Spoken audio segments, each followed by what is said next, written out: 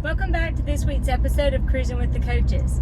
This week we have Coach Andy Robinson with St. Frederick High School, and we are on our way now to pick him up.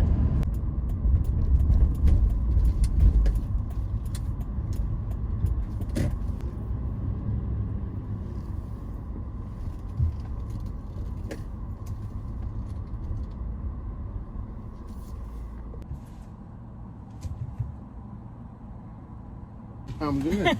How are you doing? How are you doing, Coach? Good. It's Good. a Friday in the springtime. Why wouldn't it be good? It is perfect. Well, a little muggy, but that's okay. Did you do spring ball this year? Yeah, we're practicing right now. We're actually finishing up our first week this week, and we've had a good week. Battled the weather a little bit, but overall been pleased with how things are going, and we'll finish next week with inter squad scrimmage at home next Friday for our Bug Bowl, and transitioning our off season, getting ready for summer workouts. Good. Everybody's healthy on the team so far?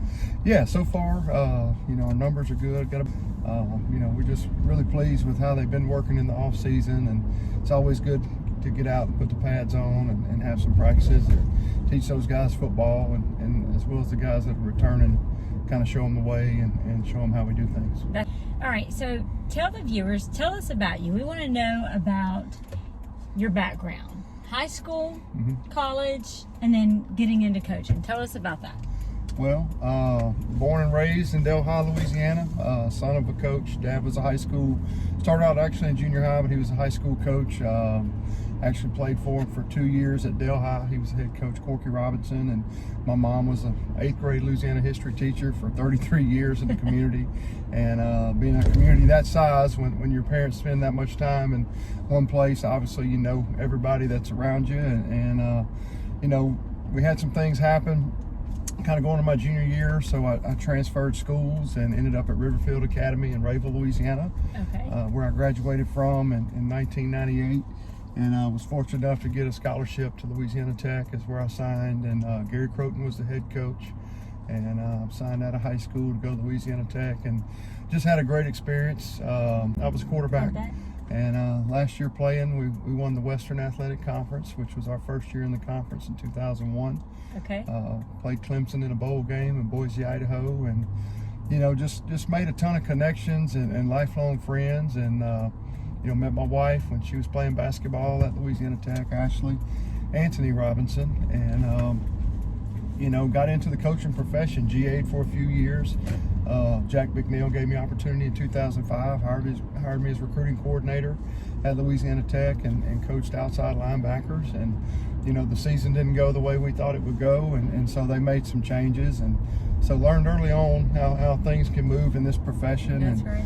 Very fortunate to land in Kilgore, Texas, with a head coach named Mike Valerie that a lot of people are familiar with in our area. I know he's in the Bayou Jam Hall of Fame, and just did a great job with me and kind of teaching me and bringing me along, and coached with some different guys from this area. Coach Mike Collins was over there with us for a season. So really just learned a lot of football in a short amount of time. And then John Carr offered me a job to come back in Ouachita about 2009. And we moved back to Monroe and been here ever since. Worked out at Ouachita for a little while, became the offensive coordinator there and for Jeff Fitzgerald, and then moved over to Ruston with Coach Ball, and was there a year and a half with Coach Ball, and really loved my time in Ruston, and had a great experience, and still connected to that community and so many people. For us living there for almost 9 years, and took this St. Frederick job I guess 5 years ago now, so the time is it has flown 5 years. It's been a great experience with great administration and a lot of support, and then just once again just made a lot of lifelong relationships. No matter where we go, we'll still be connected to these people in this school, and just very fortunate to work with some great coaches. And so how many kids personally do you have? Have two. I have a 10-year-old son, Ryder, who's a 3rd grader at Jesus the Good Shepherd, and then my oldest is Parker. He's 14, just turned 15. He's a 9th grader. Or 8th grader. He's going into 9th grade, and I'm kind of nervous about that. But what's your thoughts on that? He's coming up. What's it going to be like? Yeah, I think that's something that we're both kind of nervous about at the same time. I've talked to obviously Coach Fitzhugh and Coach Middleton, and a lot of these coaches that's coached their sons and their experience that they've had, and you know, it's just one of those things that's going to grow. I hope his mom understands that, you know, I'm trying to make the best decisions for our football team and obviously for my son that's playing. But, you know, we're going to try to win with the best players that we have and put them in positions to have success. And if he's part of that plan, then, you know, it'll kind of work itself out. But, it will. you know, I enjoy being around. I enjoy getting to see him every day. And, you know, very fortunate to have opportunity to coach him. You've been in the public school, system, and now you're in the private school system. What's the difference? What do you feel like is probably the major difference for you? That's a really good question. I would say, you know, probably funding. Being a small private school, you know, we have to raise every dollar that we spend. There's no public funds that are allocated to us in athletics. I have 7-8 head coaches that do a really good job of raising money for their programs and balancing their budgets. And, you know, that's something that we really pay attention to, especially how times have changed, Sure. you know, over the last 4 or 5 years. And, you know, the football helmet when we were playing, that was $120 is now $480. And, Wow. you know, you want to put your kids in the best equipment and you want to give them the best opportunities. So, you know, the funding part of it is probably something that we have to stress, and we've learned different creative ways to try to raise those dollars and you know, help all the programs out. But, you know, the scale of it being at a smaller school is definitely a little different with us, but it's a lot more personable. It's a lot more intimate setting where you can be around the kids. And So, at what point did you know that you wanted to really be a coach? And is there something else that you would, if you could be paid the exact same amount of money or more, is there something else that you would do other than coach? wow, I would say at a young age, you know, elementary years, obviously every kid that plays this game wants to play it at the highest level. NFL is things that you dream about, but I can remember early on watching drills and practice, probably 8 or 9 years old, and paying attention to the details of a drill and listening to coaching. You know, we grew up in an era where whatever town you were in, it was that town, you know, that's the only team that existed in your mind. That's And, right. you know, we didn't communicate with guys from Oak Grove, we didn't communicate with guys from Rayville. But now, you know, with the technology and the access that all these kids have, it's a little different. But I knew early on that's what I wanted to do. Like I said, I was very fortunate to get some opportunities to do that. Being a graduate assistant kind of paid some dues and worked hard and learned a lot of things. Conroy Hines was, you know, my coach at the end of my time at Tech, and he was also the offense coordinator when I was a grad assistant, and learned a lot of football from him. Go back to my junior high coaches. Larry Wilson was a guy that ended up going to Rayville and being a legendary basketball coach and winning state championships there. But he was one of my junior high coaches, probably the first guy that put me to play quarterback position, that kind of trusted me to do that. And Mike Jones was another guy that are just, they're longtime assistant coaches that probably don't get the recognition that they deserve, but they did a lot of things in coaching to teach kids the game and do it the right way. You know, with that being said, that's just something I've always been passionate about. And then, you know, working your way up from a position coach to a coordinator and then getting an opportunity to be a head coach. Coaching is what I'm passionate about, and this is what I live for. As far as the second part, I really don't know. It would have to be something sports related, because I mean, I'm all about the sports scene. Yeah. I'm a people person. I'm about relationships, so it'd have to be something where I could deal with, you know, people on a daily basis and try to figure out what works wherever you're at and have the best opportunity. But that's what I feel like I was born to do. You wouldn't go find yourself in the orthopedic room all day doing a surgery by yourself, huh? No, I tell you, I'm not a blood guy. I don't like to see a lot of that. Coach. I can't even watch those shows. I remember my wife watching Grey's Anatomy, and I have to turn my head. And so I, you know, and that's tough being a football coach, because you know, injuries occur and you know, sometimes adrenaline going and dealing with your kids, where your thought process goes a little different. But I couldn't be in an operating room. I couldn't be in medical sales. I couldn't be in there when they're replacing a knee or anything like that. No, I may pass out, so that wouldn't work. So tell me, what is one thing that you feel like you have as far as a gift or a trait that you're able to get the best out of your players as far as performance and the way that they play on the field or Friday night? You know, like I said, I'm about relationships. I really try to establish a personal relationship with each one of our players. Really try to get down, you know, peel the layers back, so to speak, and learn as much as I can about them. to be able to coach them the right way. You know, I coach them all fair. I don't coach them all the same. There's different things that makes guys go, and you know, it's my job as a coach to find that and really try to relate to them. And you know, whether it's a guy that, you know, can't take negative criticism or negative coaching, right. And you know, sometimes you got to say something positive to get his attention before you can correct the negative part of it. And okay. you know, but I would say the relationships that I have, and being a people person, and having a, you know, counseling background that's about, you know, listening and trying to connect with people and get them to open up, and you know, they tend to give you a little more, and you can try to take them, you know, somewhere they couldn't take themselves on a normal basis. So, mentioning the counseling background, I'm glad that you did that, because I know that there's a lot of viewers that don't know that about you. The process of doing anything, whether it's, you know, learning a math skill, whether it's, you know, playing football, which is the toughest game that you can go play, that, you know, you're going to fail at it. And over time, That's right. if you would just stick and push through it, you know, there's benefits to it. You know, the kids have to understand that. Yeah, I mean, there's the instant gratification on everything. I think, you know, you hear a lot about how social media has changed things, but I think that just the instant of everything has changed so much. I mean, if we even have to be patient or wait for something, that it is a failure, and it's not. It's just patience. It's learning that trait. It's the process. Yeah. But you know, there's skills that have to be learned, and if you'll stick with that process and continue to work and get a little better every day, you'll end up getting to the goal that you have at the end, and be the best person you can be. So you've played, of course, you come from a small school, then you went and you played at the collegiate level.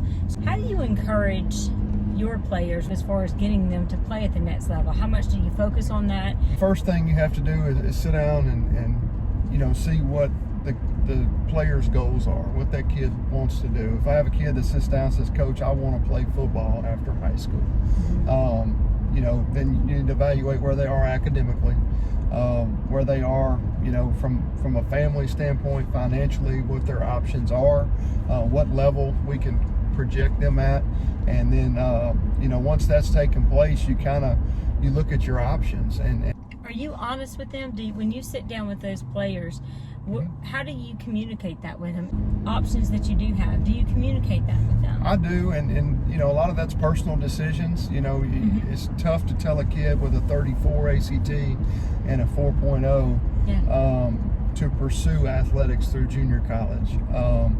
You know, when they can go take their tops and go to a 4-year school in Louisiana, they can still walk on and have an opportunity to play.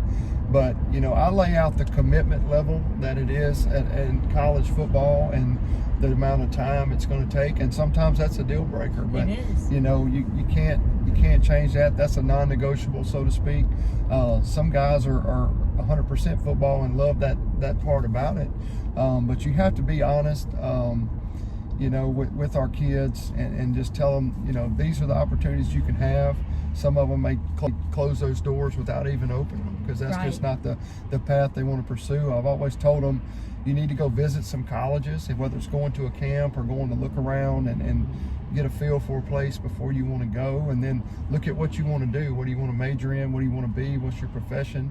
What kind of money you want to make? Because you're going to have jobs to create that income, and sometimes that stuff becomes more important, and that's okay too. You know, they got to go out there and be seen. Now the things with the camps, like, these guys want you on campus. That's right. You know, if you show up on campus, in their minds, you're showing them some love too, by recruiting them a little bit, saying, "Hey, I'm here. I want to work out for you.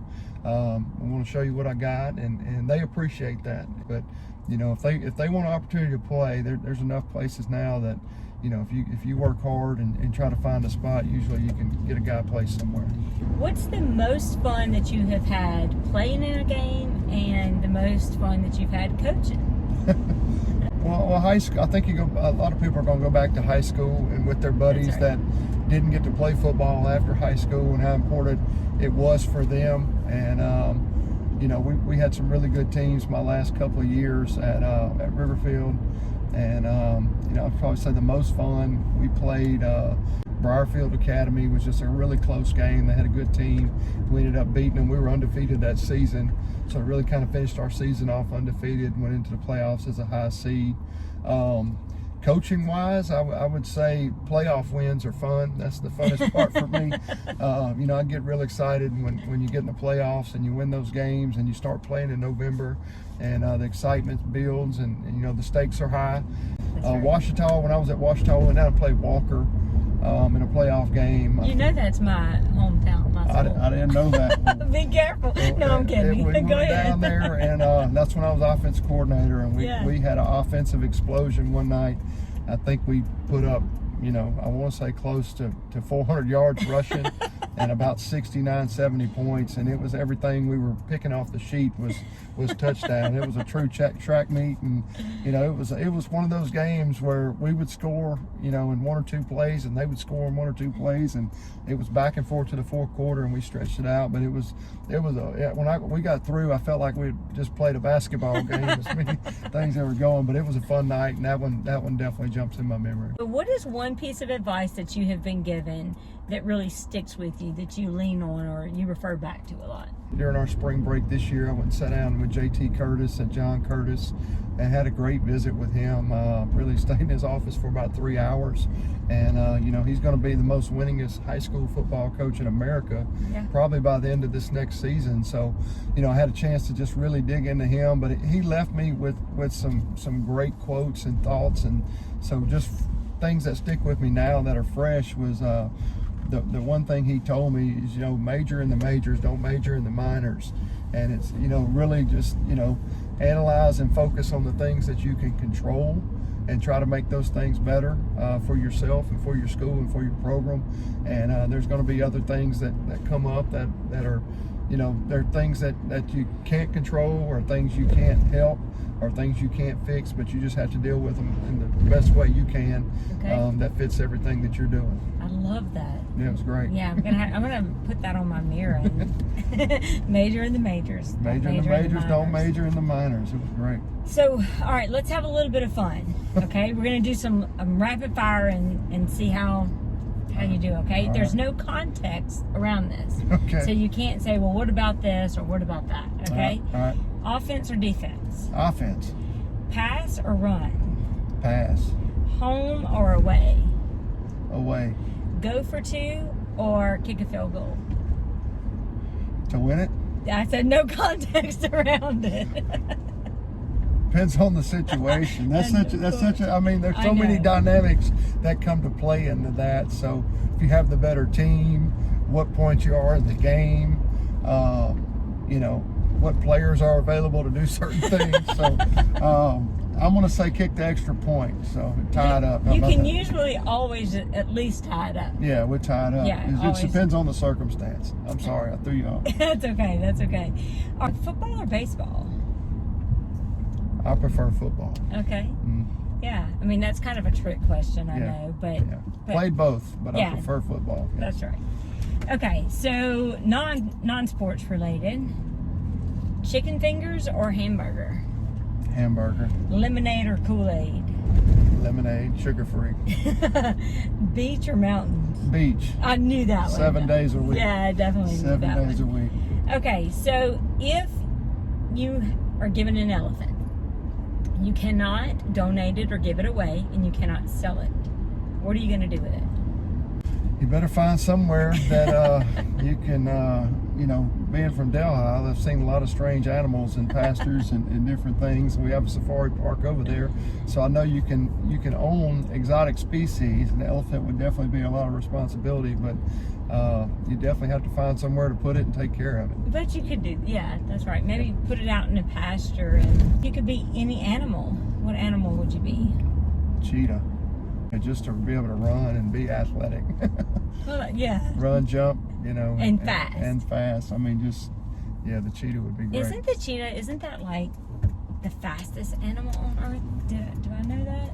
I don't know. I just know that they're so athletic, and the way they can bend, and cats are unique anyway, how they move, but a cheetah would be the one that'd be a cheetah for a day. That'd be fun. So, I don't know if you saw the other Cruising with the Coaches, but I asked this question. Since you brought up a cat, I'm going to ask you. Mm-hmm. If you have a 12-inch gorilla and a house cat in a match against each other, who wins?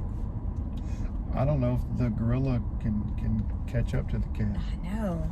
So quick as a cat is an old saying, and that's for a reason. So cat-like reflexes. You've That's heard. right. I've never heard gorilla-like reflexes or quick as a gorilla. So I would That's definitely say right. the cat has the advantage. And I'm thinking if the gorilla gets its hands on the cat, okay. Yeah, but that's just like a But running back. that's- You know, if you got a cat back there at running back that they can't hit what they can't catch, that There would you go. definitely give you the advantage. Okay, I like it. I'm going with the cat too. Mm-hmm. Who's your favorite superhero? Favorite superhero would have to be Superman, because he can fly. He can lift things that nobody. The strength that he has, he can burn holes through buildings with his eyes. So he's a total package. He can do it all. Okay, what about if you could have a superpower? What would that superpower be? Speed, get to one place to the next a little quicker. I'd like to get to the You can tell I've next never place experienced a lot of invisible. speed from myself. You want to be So a I've cheetah and you always- want speed. I've always said if I was fast, I could have played in the NFL. You know, so but. Well, if there's one thing that you want the viewers to know about you, That I enjoy cooking. I love cooking. I love grilling. I love frying stuff. I love boiling. I'm an outdoor cooking guy. So Okay. I've always wanted to put a show together called Coaching and Cooking, and go around and find each coach's best recipe and get them to sit down with me and put it to the test and see how it comes out. So Let's you may do see it. me do that down the road. Don't steal my idea, but I've talked to No, I several won't guys. steal it. And I wanted to do that in the South and just do something called Coaching and Cooking, and just go sit down with coaches and pick their brain That's a and good idea. see what their best dish is. what's your favorite meal? Steak, yeah. I like Okay. a good filet with a potato and a nice Caesar salad. Oh I'm yeah, good to that's go. good stuff. All right, so the team this year, are we ready? Do we look good? I'm excited about our team. We're Good. really optimistic. We got a lot of starters back on offense and defense. We only had 5 seniors last year. Okay. Like I said, we're going to have a bigger roster. We should have a little more depth. Probably the biggest team we've had since we've been here. Probably one of the more talented teams we've had, but that doesn't make them the best team. They got to find a way to love each other and play together. And, you know, our job as coaches to love them. It's their job as players to love each other. That's right. Good stuff. All right, Coach. Thanks so much. Thank you.